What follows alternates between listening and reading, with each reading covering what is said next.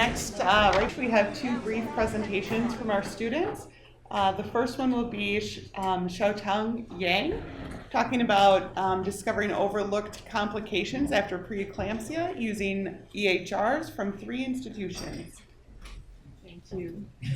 Hi everyone, my name is Xiotong Yang. I'm a PhD student from bioinformatics. So I've been using MGI for a lot of my research, and today I want to introduce you to one of my favorites.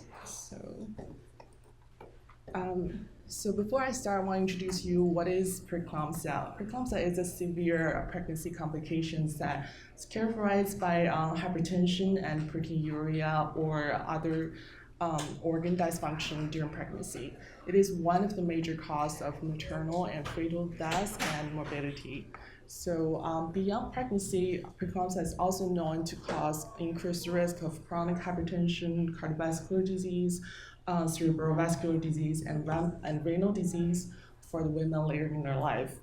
But traditional studies to discover those complications are normally prospective follow-up studies, meaning they are time-consuming and extensive, and sometimes you're at risk of missing some important complications.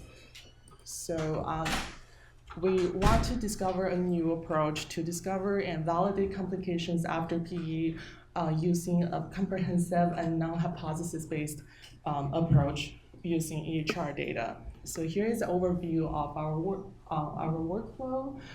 We started off identifying our patient groups. From UFM Hospital, we have key patients and normal controls, which has normal pregnancies without preeclampsia or any related diseases.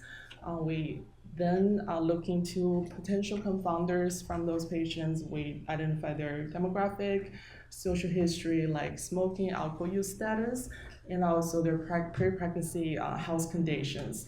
And lastly, we were exploring all possible diagnoses after preeclampsia all at once. So to keep things practical, we use something called a Lick's-Halser comorbidity index.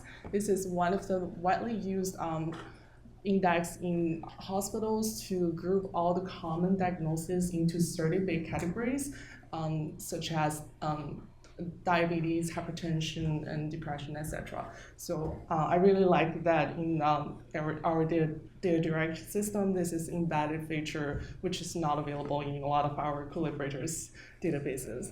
So with these 30 big categories, we're able to calculate the odds ratios and the odds ratio over time after adjusting for the pre-identified confounders. And we next look into the racial disparities and the effect of preeclampsia severities over these identified complications. And lastly, we externally validate our result using 2 large databases, UK Biobank and Sinai Hospitals. So here's the result. We are able to successfully identify 6 significant complications after preeclampsia. We found increased risk of uncomplicated hypertension, uncomplicated diabetes, complicated diabetes, meaning they have other organ damage, and obesity and renal failures. And we also found decreased risk of hyperthyroidism shortly after preeclampsia. So all those results are successfully validated using the 2 external data sets, so as shown in this odds ratio figure. So the one novel finding is hyperthyroidism. It's surprisingly have a protective effect. Preeclampsia surprisingly have a protective effect of hyperthyroidism within a very short period of time. So you can see it at the odds ratio.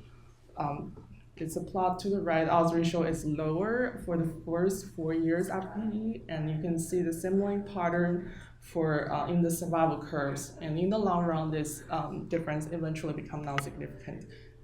So this is interesting. And next, we explore the racial disparity of those complications. And in general, we found preeclampsia has a stronger effect in Caucasian patients compared to African American patients. So to take a closer look, this is a survival curve of hypertension in case and control group. The green lines represent Caucasian population, and the red line represent African American population.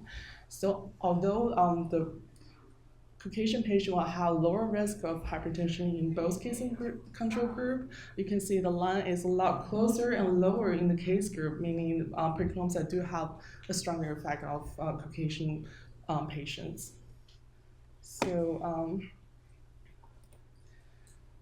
next, we're able to explore the severity of preeclampsia on those complications, and as we expected, severe preeclampsia do have a stronger impact of the patients, especially in those more severe complications such as renal failure and hypertension. So they are not very significant in obesity and hypothyroidism. So that is all of the results we're able to show today, limited by the time constraint.